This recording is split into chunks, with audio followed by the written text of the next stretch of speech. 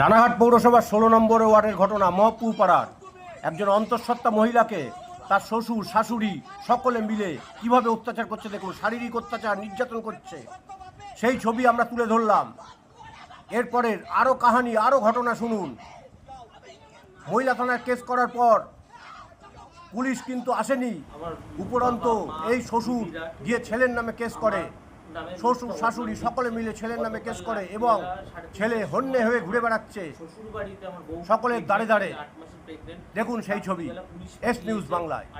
বলতে যাচ্ছে যে ওনাদেরকে রাত্রিবেলা আগুন ধরিয়ে দিয়েছে কে বাড়িতে। আজ দুপুরবেলা থানাতেও গেছিলো এরা, পরে থানায় গিয়ে অস্বীকার করেছে, না ছেলে করেনি এই কথা বলেছে। এখন রাত্রিবেলা সন্ধ্যাবেলা এই মুহূর্তে খবর পেলাম বাড়িতে পুলিশ এসেছে। ঠিক আছে, আজকে আমি 4 মাসের উপরে বাড়ি ছাড়া, বাড়িতে যাই না। ঠিক আছে, বাড়ি থেকে বলেছে বেরিয়ে যেতে, তাই নিয়ে থানা পুলিশ কেস করেছে। বাড়ির লোক আমার সাথে কোনো সম্পর্ক নেই, আমার বউকে মারধর করে বাড়ি থেকে বার করে দিয়েছে, তারপরে বউ কেস করেছে বলে এখন এরা উল্টো আমার নামে মিথ্যা বদনাম দিতে কেস করতে যাচ্ছে। তা আপনি বিধায়ককে জানিয়েছেন? না, বিধায়ককে এখনো জানানো হয়নি। আচ্ছা, আপনার একটা ভিডিও দেখলাম যে আপনার বাবা এবং বাড়ির সবাই, ওর মধ্যে তো আপনার মাও আছে এবং ভাগ্নি আছে, সবাই মিলে আপনার বউকে পেটাচ্ছে। ঠিক আছে, তারপরে আবার আপনার বউ আপনার কেস করেছে, তা সত্ত্বেও আপনার নামে এবার বারে বারে কেস করে পুলিশ দিয়ে হয়রানি করছে। এই তো ব্যাপার। আপনি এখন কি চাইছেন? আর বাড়ির ব্যাপারটা কি হয়েছে? বাড়ির ব্যাপারটা, বাড়িতে ওনারা একটা লিখিত অভিযোগ করেছে, যেখানে বাবাকে সবাইকে অভিযোগ করেছে যে আমি নাকি বাড়িতে, আমি আমার স্ত্রী ওনাদেরকে বাড়িতে থাকতে দিই না, ওনারা নাকি স্টেশনে থাকে। পাড়ার লোক থেকে শুরু করে সবাইকে জিজ্ঞেস করতে পারেন, ওনারা বাড়িতেই থাকে। আমি আর আমার বউ বাড়িতে থাকি না যে 4-5 মাস। ঠিক আছে, এদের অশান্তি হয় বলে আমরা কেউ বাড়িতেই থাকি না। ঠিক আছে, তারপরে এখন কেস বেস করে বলেছে বাড়ি থেকে চলে যেতে, আমরা তাতেও রাজি আছি, আমি তাতেও কোনো কথা বলিনি। পুলিশ আমাকে 15 দিনের কথা বলেছিলাম, সেই কথাও কোনো কথা বলিনি। তারপরে আমাকে যখন আমার এই কেস হওয়ার পরিপ্রেক্ষিতে আমাকে এখন উল্টো বদনাম দিয়ে বার করে দিতে চাইছে। এখন ওদের বক্তব্য হলো ওরা ভিত্তিতে একটা কেস দেবে আমাকে, দিয়ে নিয়ে যাতে বইয়ের যে কেসটা আছে ওটা যাতে তুলে দিই। আচ্ছা, ওটা জোর জবরদস্তি করতে যাচ্ছে ওটা। তা আপনি এখন কী চাইছেন? আমি কোনো কিছু, আমার বাচ্চাটা যাতে শান্তিতে হোক, এরকম কেস দিলে তো বাড়িতে একটা অঘটন ঘটে গেলে কেউ তো দেখবে না। একটা অঘটন যদি ঘটে যায় কেউ তো দেখবে না। আর তার থেকে বড় কথা, আমাকে একটু শান্তিতে বাঁচতে দিই। আমি আমার বউ নিয়ে আমার মধ্যে আমি শান্তিতে রয়েছি, শান্তিতে। আমি ওনাদের সাথে কোনো কিছুতেই থাকতে যাচ্ছি না, ওনারা শান্তি থাকতেই দিচ্ছে না। আপনার নাম? দিব্যেন্দু ভৌমিক, ডাকনাম সানি। আর বাবার নাম? দীনেশ ভৌমিক। বাড়ি? মহাবউ পাড়া, 16 নম্বর ওয়ার্ড, রানাঘাট। আমি কি করবো বুঝে উঠতে পারছি না। মাঝে মধ্যে মনে হচ্ছে সুইসাইড করে নিয়ে এদের জ্বালাতনে। পুলিশ এরকম রাত্রি 3:30টার সময় এরকম উৎপাত করছে। আমি কোথায় যাবো, কার কাছে যাবো, আমি কিচ্ছু বুঝতে পারছি না। ওনার বড় জামাই বিএসএফে চাকরি করে বলে সেই গরমও দিচ্ছে আমাকে। থানা পুলিশের কাছে, থানা পুলিশের ওখানে গিয়ে উৎপাত করছে এরা। মানে মা বাবা দিদি সব এক পক্ষ নিয়ে নিয়েছে, আজীবনই ওই করছে, এইভাবে অত্যাচার করে হচ্ছে।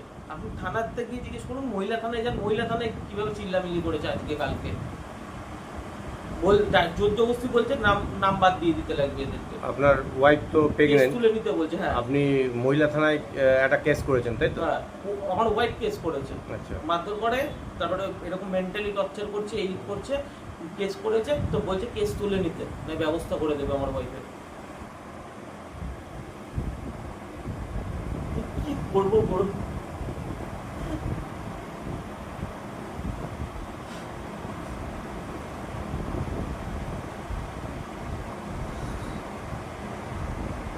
পুলিশ তো তাহলে মানে অত্যাধিক হ্যারাসমেন্ট করছে। অত্যাধিক বলতে অত্যাধিক। এই মুহূর্তে আমি আপনার সাথে কথা বলছি, এই মুহূর্তে শুনতে ফোন আসলো যে ওরা নাকি মিথ্যা বদনাম এখনো আবার দিচ্ছে আমার নামে। কালকে রাত্রিরে একবার করেছে, দুপুরে একবার করেছে, এখন আবার একবার করছে। আমি কোথায় যাবো এখন?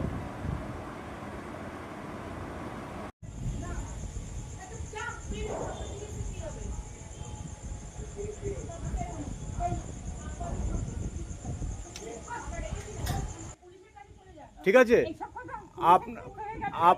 আপনাদের নামে কেস হয়েছে, তথাপিও আপনারা একটা প্রেগনেন্সি, আপনি হ্যাঁ, আপনারা সামনে আসতে কি হচ্ছে, সামনে আসুন না।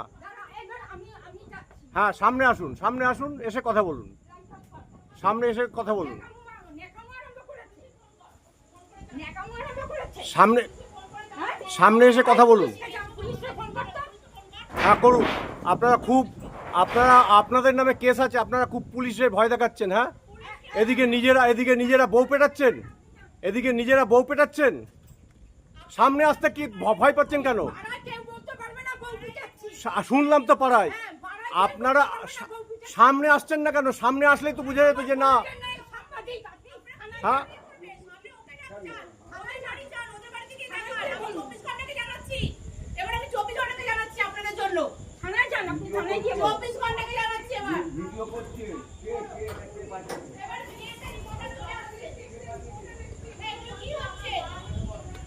আপনারা সামনে আসবেন না তাহলে? ঠিক আছে, আসতে হবে।